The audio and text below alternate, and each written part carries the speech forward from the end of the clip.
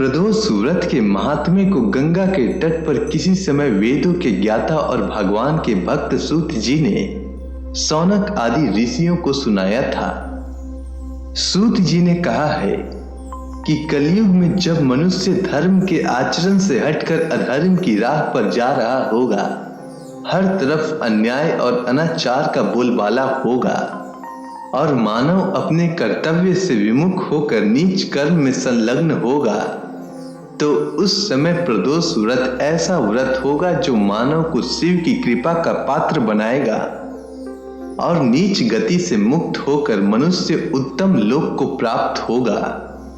सूत जी ने शौनक आदि ऋषियों को यह भी कहा कि प्रदोष व्रत के पुण्य से कलयुग में मनुष्य के सभी प्रकार के कष्ट और पाप नष्ट हो जाएंगे। यह व्रत अति कल्याणकारी है। इस व्रत के प्रभाव से मनुष्य को अभीष्ट की प्राप्ति होगी।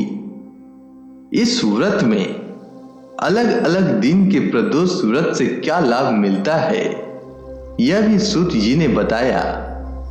सूत जी ने शौनक आदि ऋषियों को यह भी बताया कि इस व्रत के महात्म्य को सर्वप्रथम भगवान शंकर ने माता सती को सुनाया था। मुझे यही कथा महात्म्य महर्षि वेद व्यास जी ने सुनाया और यह उत्तम व्रत महात्म्य मैंने आपको सुनाया है।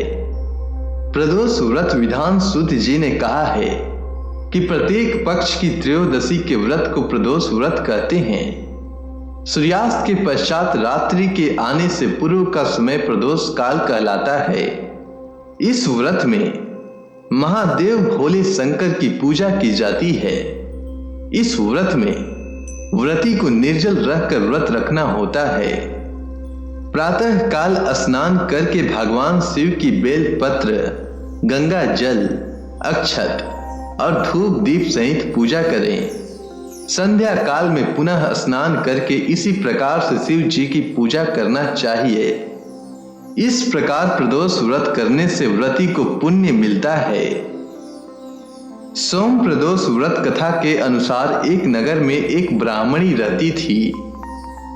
उसके पति का स्वर्गवास हो गया था। उसका अब कोई आश्रयदाता नहीं था।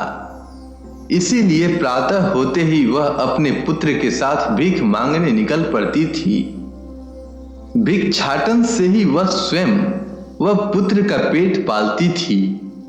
एक दिन ब्राह्मणी घर लौट रही थी तो उसे एक लड़का घायल अवस्था में कहारता हुआ मिला। ब्राह्मणी दयावश उसे अपने घर ले आई। वह लड़का विदर्भ का राजकुमार था। शत्रु सैनिकों ने उसके राज्य पर आक्रमण करके उसके पिता को बंदी बना लिया था और राज्य पर नियंत्रण कर लिया था। इसीलिए वह मारा मारा फिर रहा था। राजकुमार ब्राह्मण पुत्र के साथ ब्राह्मणी के घर रहने लगा। एक दिन अंशुमती नामक एक गंधर्व कन्या ने राजकुमार को देखा तो वह उस पर मोहित हो गई। अगले दिन अंशुमती अपने माता पिता को राजकुमार से मिलाने लाई। उन्हें भी राजकुमार भा गया।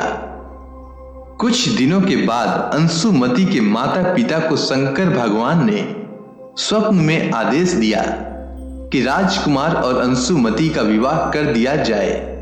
उन्होंने वैसा ही किया। ब्राह्मणी प्रदोष व्रत करती थी। उसके व्रत के प्रभाव से और गंधर्व राज की सेना की सहायता से राजकुमार ने विदर्भ से शत्रुओं को खदेड़ दिया और पिता के राज्य को पुनः प्राप्त कर आनंद पूर्वक रहने लगा। राजकुमार ने ब्राह्मण पुत्र को अपना प्रधानमंत्री बनाया। ब्राह्मणी के प्रदोष व्रत के महात्म्य से जैसे राजकुमार और ब्राह्मण पुत्र के दिन फिरे, वैसे ही शंकर भगवान अपने दूसरे भक्तों के भी दिन फेरते रहे।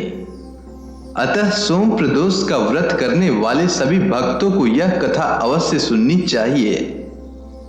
अगर आपको सोम प्रदोष व्रत की कथा अच्छी लगी हो तो कमेंट सेक्शन में ओम नमः शिवाय लिखना न भूलें। आपका दिन मंगलमय हो।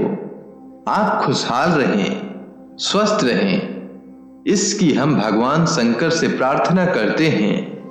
धन्यवाद।